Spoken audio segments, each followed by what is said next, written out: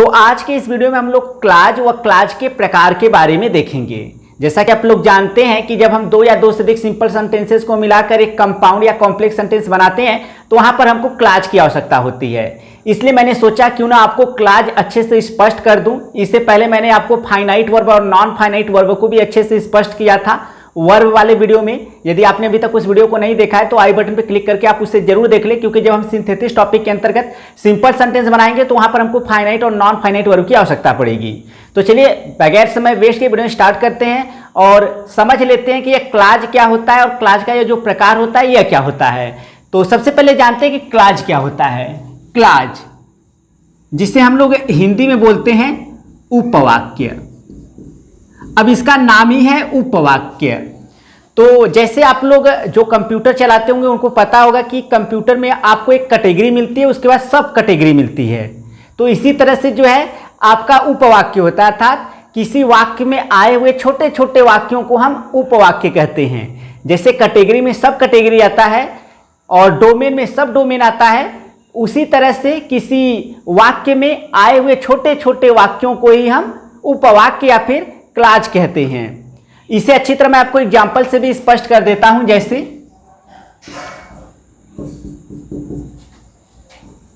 A boy who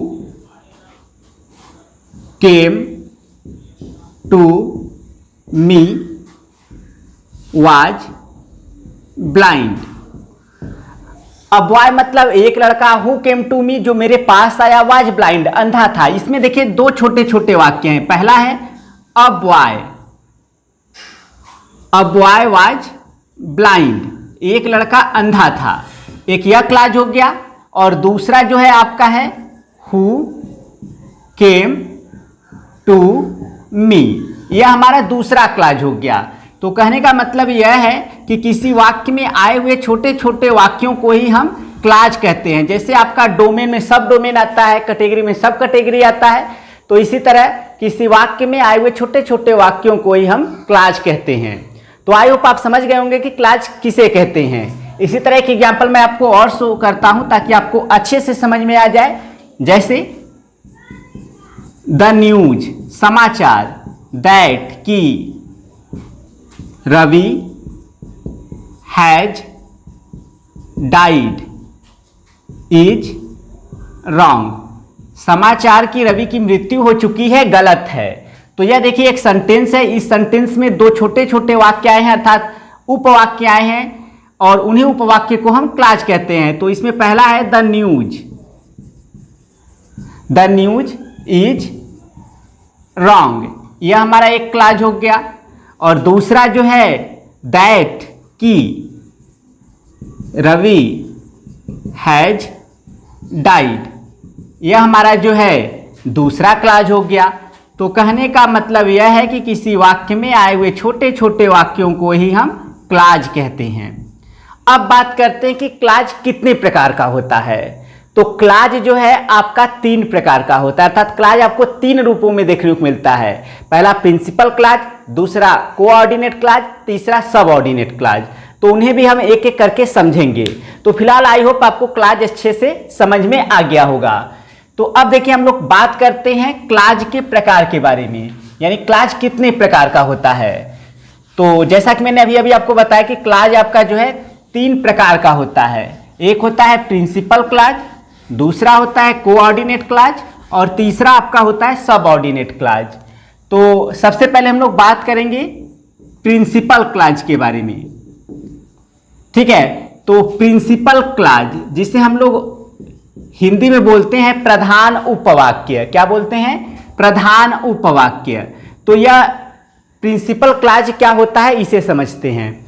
तो ऐसा clause जो अपने आप में पूर्ण अर्थ रखता है प्रिंसिपल क्लाज कहलाता है। यानी जो क्लाज अपने आप में पूर्ण अर्थ रखता है वह प्रिंसिपल क्लाज कहलाता है। यानी उसे अपना अर्थ पूरा करने के लिए किसी दूसरे क्लाज पर डिपेंड, यानी किसी दूसरे क्लाज पर वो आश्रित नहीं रहता है। तो अगर आपसे कोई पूछता है कि प्रिंसिपल क्लाज किसे कहते हैं, तो आप सिंपली कह सकते हैं ऐसा क्लाज जो अपना अर्थ पूर्ण रखता है, या ऐसा क्लाज जो कि अपने आप में पूर्ण अर्थ रखता है, वो आपका प्रिंसिपल क्लाज कहलाता है। इसे अच्छी तरह मैं आपको एग्जाम्पल से स्पष्ट कर देता हूं। जैसे कि इससे पहले हम लोगों ने एग्जाम्पल देखा था द न्यूज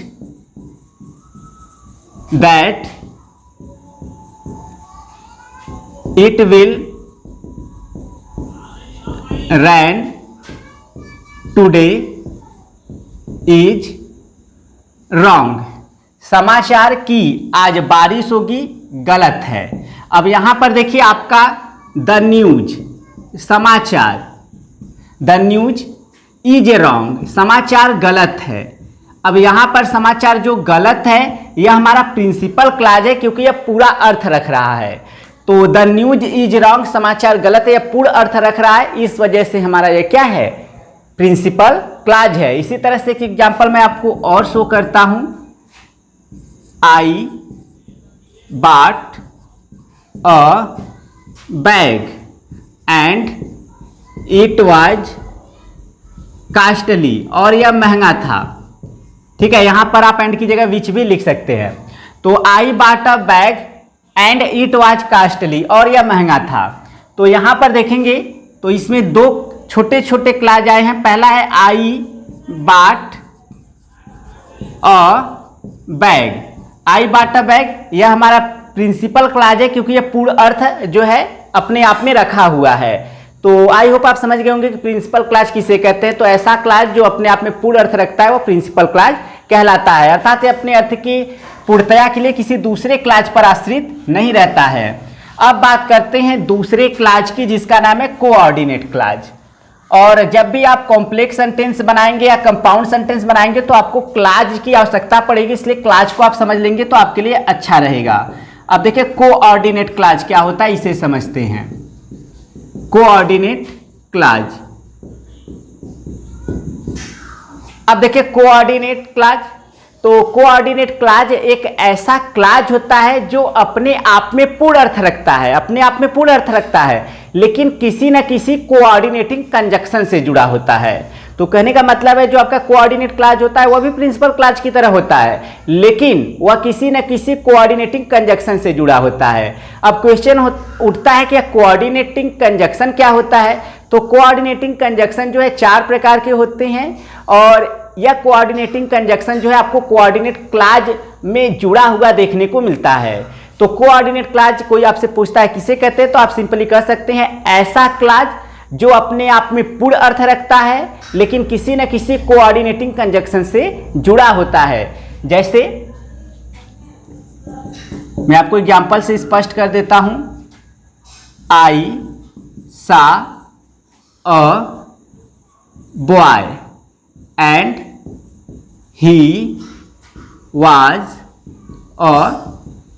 अ स्टूडेंट, और वह एक विद्यार्थी था। मैंने एक लड़के को देखा, एंड ही, और वह वाज ए स्टूडेंट, एक विद्यार्थी था। मैंने एक लड़के को देखा, आप चाहो तो हु भी लिख सकते हैं यहाँ पर। तो आई सा a boy and he was a student, और वह एक विद्यार्थी था। तो यहाँ पर देखेंगे आई सा अ बॉय, मैंने एक लड़के को देखा, तो यह हमारा कैसा क्लॉज हो गया, प्रिंसिपल क्लॉज, पूरा अर्थ दे रहा है। ठीक है, यह हमारा प्रिंसिपल क्लॉज हो गया। जबकि अगर हम दूसरे क्लॉज को देखें, and he was a student, और वह एक विद्यार्थी था, यह भी देखेंगे। अगर आप एंड को छोड़ दीजिए तो यह भी देख सकते हैं पूरा अर्थ दे रहा है, ही वाज ए स्टूडेंट, लेकिन यह एक कोऑर्डिनेटिंग कंजक्शन एंड से जुड़ा है, इस वजह से आपका कैसा क्लॉज हो गया, कोऑर्डिनेट क्लॉज हो गया। तो कहने का मतलब यह है कि कोऑर्डिनेट क्लॉज जो रहेगा वह किसी न किसी कोऑर्डिनेटिंग कंजक्शन से जुड़ा होता है। और कोऑर्डिनेटिंग कंजक्शन जो है आपका 4 प्रकार का होता है। चलिए मैं उसे भी आपको जल्दी से बता दूंगा, ताकि आपको थोड़ा सा इसी वीडियो में समझ में आ जाए कि कोऑर्डिनेटिंग कंजक्शन जो है वह क्या होते हैं। एक एग्जांपल और देखते हैं इसे अच्छी तरह से समझने के लिए। रवि इज रिच, रवि धनी है, बट ही इज अ माइजर, लेकिन वह एक कंजूस है।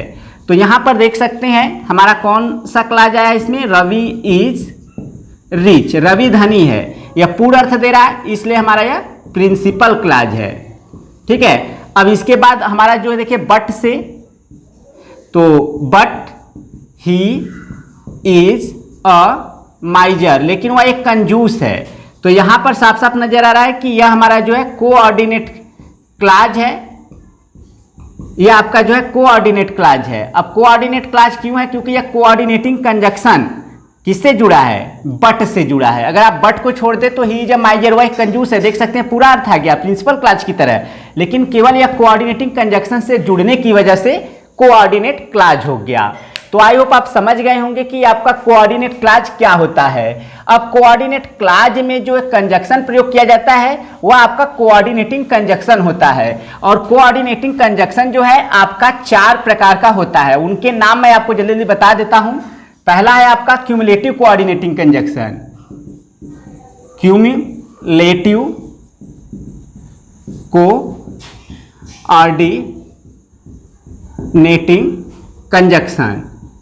तो क्यूमुलेटिव कोऑर्डिनेटिंग कंजक्शन, तो यह कंजक्शन जो है जोड़ बताने के लिए प्रयोग किया जाता है। इसमें आपका एंड आता है, ठीक है, एंड आता है आपका, नॉट ओनली बट आल्सो आता है,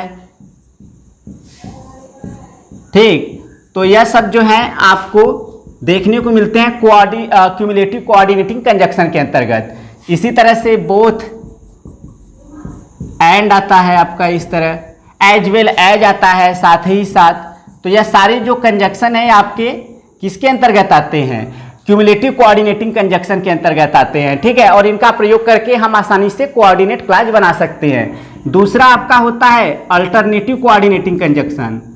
तो अल्टरनेटिव कोऑर्डिनेटिंग कंजक्शन, तो अल्टरनेटिव कोऑर्डिनेटिंग कंजक्शन में कौन कौन से कंजक्शन आते हैं? तो इसमें जो है अल्टरनेटिव कोऑर्डिनेटिंग कंजक्शन के अंतर्गत विकल्प का भाव रखने वाले जो कंजक्शन है वह प्रयोग किए जाते हैं। जैसे कि आपका विकल्प का भाव और रखता है, यानी कि अथवा या फिर अदरवाइज, अन्यथा,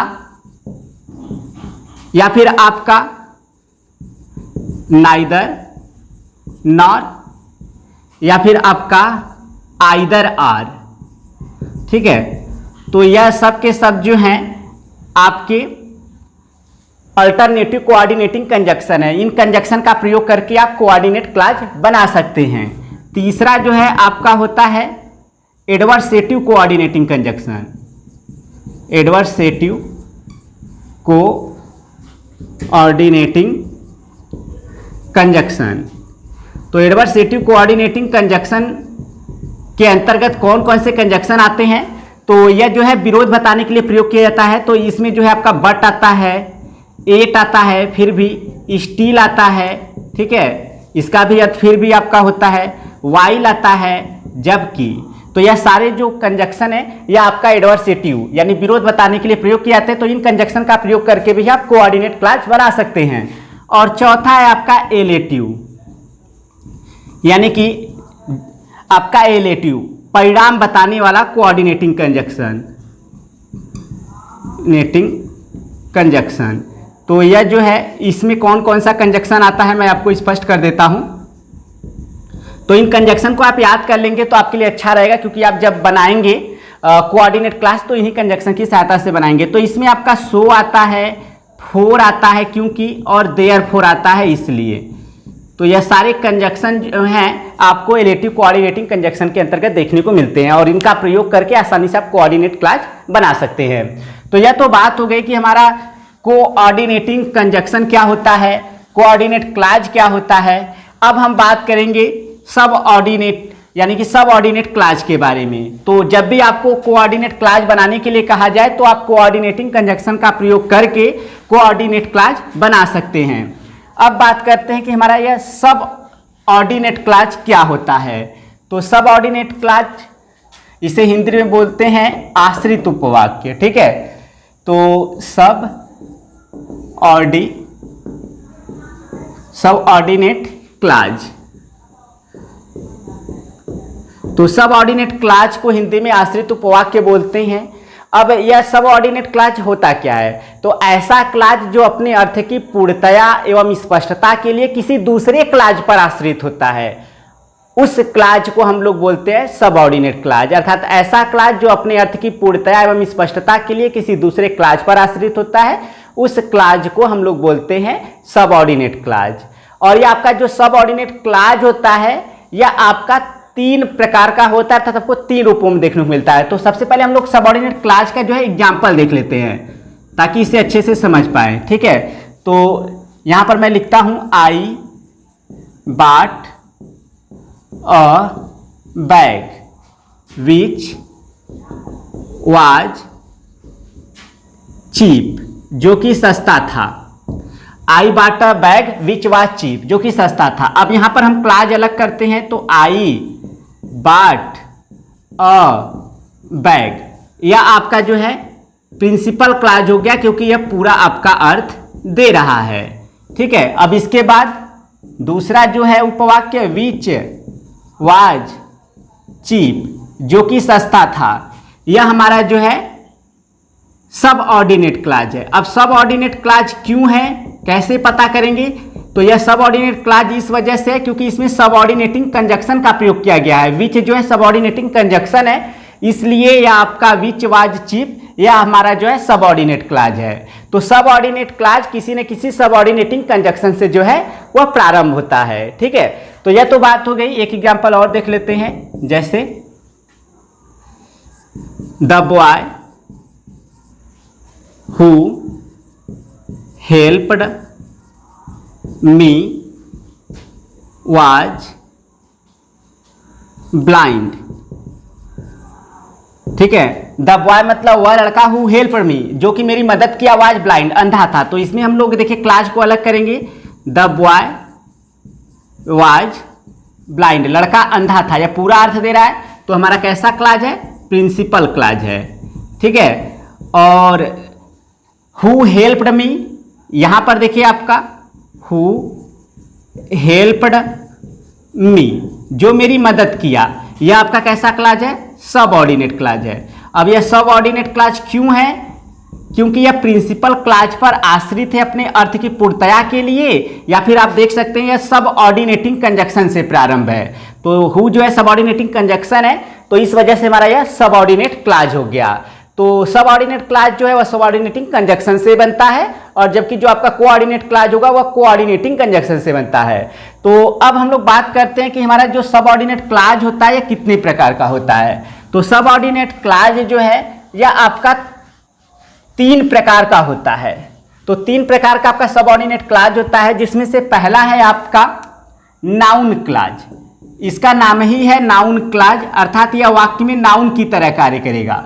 दूसरा है आपका एडजेक्टिव क्लॉज, तो यह वाक्य में जो है एडजेक्टिव की तरह कार्य करता है। और तीसरा है एडवर्ब क्लॉज, जो कि आपका वाक्य में एडवर्ब की भांति कार्य करेगा। तो अब आपका जो है सबऑर्डिनेटिंग कंजक्शन, कौन कौन से प्रमुख सबऑर्डिनेटिंग कंजक्शन है उन्हें मैं आपको बता देता हूं, ताकि आप अच्छे से लर्न कर सके और उनका प्रयोग करके आप सबऑर्डिनेट क्लॉज आसानी से बना सके। तो देखिए आपका जो प्रमुख सबऑर्डिनेटिंग कंजक्शन है उसमें आपका दैट आता है, ठीक है, विच आता है, हु आता है। इन सब के बारे में मैं आपको सेपरेट वीडियो सिंथेसिस में बताऊंगा। नाउन क्लॉज का प्रयोग करके कैसे आप बनाएंगे, कॉम्प्लेक्स सेंटेंस एडजेक्टिव क्लॉज का प्रयोग करके कैसे बनाएंगे, और एडवर्ब क्लॉज का प्रयोग करके कैसे बनाएंगे आप कॉम्प्लेक्स सेंटेंस, इन सब पे मैं सेपरेट वीडियो आपको सिंथेसिस में प्रोवाइड करूंगा, तो इनके बारे में डिटेल से आपको बता दूंगा।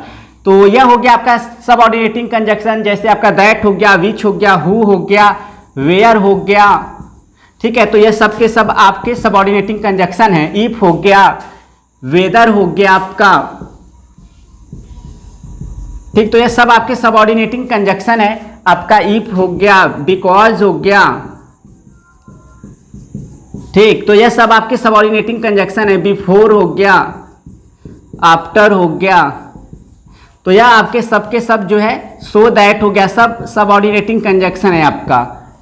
इसी तरह आपका सो दैट हो गया, एज हो गया, तो यह सब के सब आपके सबऑर्डिनेटिंग कंजक्शन है। बहुत सारे कंजक्शन है, क्योंकि नाउन क्लॉज में भी कंजक्शन आते हैं, एडजेक्टिव क्लॉज में भी कंजक्शन आते हैं, और एडवर्ब क्लॉज में भी जो है कंजक्शन आते हैं। इस वजह से थोड़ा सा यह जो है इसमें आपको देखने को मिल जाएगा, ज़्यादातर सबऑर्डिनेटिंग कंजक्शन की संख्या जो है वह कोऑर्डिनेटिंग कंजक्शन की संख्या से ज़्यादा होती है।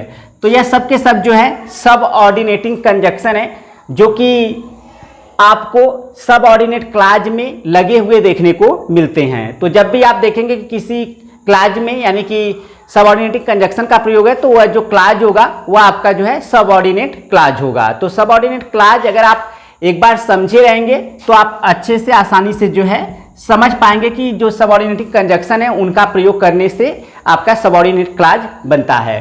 तो यह तो हो गया कि आपका सबऑर्डिनेट क्लाज क्या होता है और सबऑर्डिनेटिंग कंजक्शन का प्रयोग करके ही हम सबऑर्डिनेट क्लाज बनाते हैं।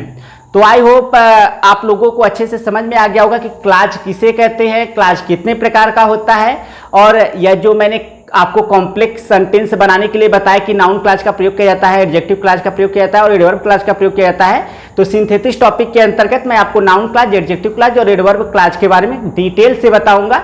तो आप इतना तो फिलहाल जान गए कि क्लाज क्या होता है और इन्हीं की मदद से हम जो है कॉम्प्लेक्स सेंटेंस और कंपाउंड सेंटेंस बनाएंगे सिंथेसिस में। इसी वजह से मैंने सोचा आपको क्लाज के बारे में वीडियो प्रोवाइड कर देते हैं ताकि आप क्लाज को लेकर किसी तरह से कंफ्यूज मत रहिएगा। जब मैं आपको इन क्लाज शब्द का जब मैं आपको नाम लूंगा तो आप आसानी से समझ जाएंगे क्योंकि मैंने यहाँ पर आपको टीच कर दिया। तो अगर वीडियो पसंद आए तो वीडियो को लाइक करें, चैनल पर तो चैनल को जरूर सब्सक्राइब कर ले। तो मिलते हैं नेक्स्ट वीडियो में, तब तक के लिए thank you so much for watching this video.